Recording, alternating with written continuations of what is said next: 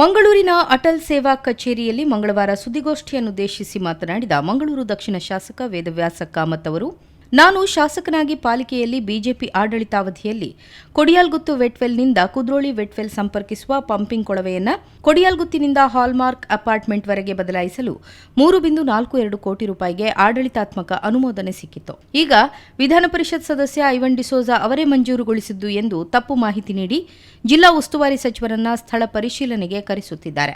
ಕಾಮಗಾರಿಗೆ ಅನುಮೋದನೆ ಲಭಿಸಿದ ಬಳಿಕ ಪರಿಶೀಲಿಸುವ ವಿಚಾರ ಏನಿದೆ ಎಂದು ಪ್ರಶ್ನಿಸಿದರು. ಜಿಲ್ಲಾ ಉಸ್ತುವಾರಿ ಸಚಿವರಿಗೆ ಜಿಲ್ಲೆಯ ಶಾಸಕರನ್ನ ಸಭೆ ಕರೆಸಿ ಇಲ್ಲಿನ ಆಗುಹೋಗುಗಳನ್ನು ಆಲಿಸಲು ಪುರುಸೊತ್ತಿಲ್ಲ. ಆದರೆ ಕಾಂಗ್ರೆಸ್ನ ರಾಜಕೀಯ ಕಾರ್ಯಕ್ರಮ ಇದ್ರೆ ಬಿಡುವು ಮಾಡಿಕೊಂಡು ಬರುತ್ತಾರೆ. ಹಾಗಾಗಿ ಇಲ್ಲಿಗೆ ಅವರು ಗೆಸ್ಟ್ ಉಸ್ತುವಾರಿ ಸಚಿವರಾಗಿದ್ದಾರೆ. ನಗರದಲ್ಲಿ ಪ್ರಾಕೃತಿಕ ವಿಕೋಪದಿಂದ ಉಮೇಶ್ ಶೇಟ್ ಎಂಬುವರ ತಡೆಗೋಡೆ ಕುಸಿದು ಬಿದ್ದಿದೆ. ಕಾಮಗಾರಿ ಮುಕ್ತಾಯಗೊಂಡು 6 ತಿಂಗಳು ಕಳೆದಿದೆ. ಈಗ ಐವನ್ ಡಿಸೋಜಾ ಅವರು ತಾನೇ ಮಾಡಿಸಿದ್ದು ಎಂದು ಫೋಟೋ ಹಾಕಿಸಿಕೊಳ್ಳುತ್ತಿರುವುದು ವಿಪರ್ಯಾಸ ಎಂದರು. ಆ ಕೊಳವೆ ದುರಸ್ತಿ ಕಾರ್ಯದ ಸಮಯದಲ್ಲಿ ವೆಟ್ವೆಲ್ನಿಂದ ತ್ಯಾಜ್ಯ ನೀರು ರಾಜಕಾಲುವೆಗೆ ಸೇರುತ್ತಿದ್ದು ಬಹಳಷ್ಟು ದೂರುಗಳು ಬರ್ತಾ ಇರುವಂಥ ಸಂದರ್ಭದಲ್ಲಿ ಆ ಭಾಗದ ನಿಕಟಪೂರ್ವ ಮಹಾನಗರ ಪಾಲಿಕೆ ಸದಸ್ಯರಾದಂಥ ಸುಧೀರ್ ಶೆಟ್ಟಿ ಅವರು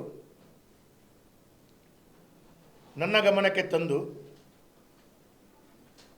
ನಾನು ಮಹಾನಗರ ಪಾಲಿಕೆ ಕಮಿಷನರಿಂದ ಹಿಡಿದು ಸಂಬಂಧಪಟ್ಟ ಎಲ್ಲ ಅಧಿಕಾರಿಗಳಿಗೆ ಮತ್ತು KDFCಯ ಅಧಿಕಾರಿಗಳಿಗೆ ಈ ಒಳಚರಂಡಿಯ ಕಾಮಗಾರಿಗಳನ್ನು ವಿಸ್ತರಿಸುವ ದೃಷ್ಟಿಯಲ್ಲಿ ಬಹಳ ದೊಡ್ಡ ರೀತಿಯ ಜವಾಬ್ದಾರಿಯನ್ನು ಹೊಂದಿದಂಥ ಸರ್ಕಾರದ ಅಧೀನ ಸಂಸ್ಥೆ KDFC ಅವರಿಗೆ ಸಭೆಯನ್ನು ಮಾಡಿ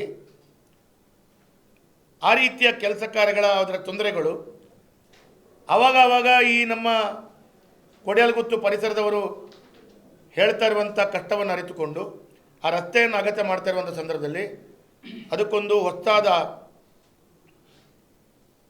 ಲೈನನ್ನು ಅಳವಡಿಸ್ಕೊಳ್ಬೇಕು ಅಂತ ಹೇಳೋ ಕಾರಣ 3.42 ಕೋಟಿ ಕಾಮಗಾರಿಗಳಿಗೆ ಕ್ರಿಯಾ ಯೋಜನೆಯನ್ನು ತಯಾರಿಸಿಕೊಂಡು ಜನರಲ್ ಫಂಡ್ನ ಮುಖಾಂತರ ಇವತ್ತು ಜಿಲ್ಲಾಧಿಕಾರಿಗಳ ಅನುಮೋದನೆಯನ್ನು ಪಡೆದುಕೊಂಡಿದ್ದೇವೆ. ಅವತ್ತು ಜಿಲ್ಲಾಧಿಕಾರಿಗಳು ಇಷ್ಟು ದೊಡ್ಡ ಮೊತ್ತವನ್ನು ಅನುಮೋದನೆಯನ್ನು ಕೊಡಲಿಕ್ಕಾಗಲ್ಲ ಅಂತ ಹೇಳುವಾಗ ನಾನು ಮತ್ತು ಸುಧೀರ್ ಶೆಟ್ಟಿಯವರು ಆ ಭಾಗದ ಒಂದು 25 ನಿವಾಸಿಗಳು ಅವರನ್ನು ಕರ್ಕೊಂಡೋಗಿ ಜಿಲ್ಲಾಧಿಕಾರಿಗಳ ಗಮನ ತಗೊಂಡು ಜಿಲ್ಲಾಧಿಕಾರಿಗಳು ನಮ್ಮ ಸಮ್ಮುಖದಲ್ಲಿ 2 ಫೈಲಿನ ದಸ್ಖತ್ ಹಾಕಿ ಅನುಮೋದನೆಯನ್ನು ಕೊಟ್ಟರು. ಆದರೆ ಇವತ್ತು ದುಃಖ ಏನು ಅಂತ ಕೇಳಿದರೆ, ಜಿಲ್ಲಾಧಿಕಾರಿಗಳು ಅನುಮತಿಯನ್ನು ಕೊಟ್ಟು ಇನ್ನು ಕೆಲವೇ ದಿವಸಗಳಲ್ಲಿ ಆ ಕಾಮಗಾರಿಗಳು ಪ್ರಾರಂಭ ಆಗ್ತದೆ ಅಂತ ಹೇಳುವ ಕಾರಣ ಮಂಗಳೂರಿನ ವಿಧಾನ ಪರಿಷತ್ ಸದಸ್ಯರಾಗಿದ್ದಂಥ ಐವನ್ ಡಿಸೋಜಾ ಅವರು ಮತ್ತು ಇನ್ನಿತರ ಕಾಂಗ್ರೆಸ್ ನಾಯಕರು ಈ 3.42 ಕೋಟಿ ರೂಪಾಯಿ ವೇದವ್ಯಾಸ ಕಾಮತ್ ಮತ್ತು ಸುಧೀರ್ ಶೆಟ್ಟಿ ಅವರು ಭಾರತೀಯ ಜನತಾ ಪಾರ್ಟಿಯವರು ಸ್ಯಾಂಕ್ಷನ್ ಮಾಡಿದ್ದಾರೆ ಅಂತ ಹೇಳುವ ಕಾರಣ ನಾಳೆ ಉಸ್ತುವಾರಿ ಸಚಿವರ ಅಲ್ಲಿ ವಿಶೇಷವಾದಂಥ ಇನ್ಸ್ಪೆಕ್ಷನ್ ಸ್ಥಳ ಭೇಟಿಯನ್ನು ಮಾಡಿ ಮಾಧ್ಯಮದವರದ ಮಧ್ಯದಲ್ಲಿ ಅದನ್ನು ನಾನು ಮಾಡಿದ್ದೇನೆ ಅಂತೇಳಿ ತೋರಿಸ್ಕೊಳ್ಳುವಂಥ ಪ್ರಯತ್ನಗಳು ಮಾಡ್ತಾರೆ.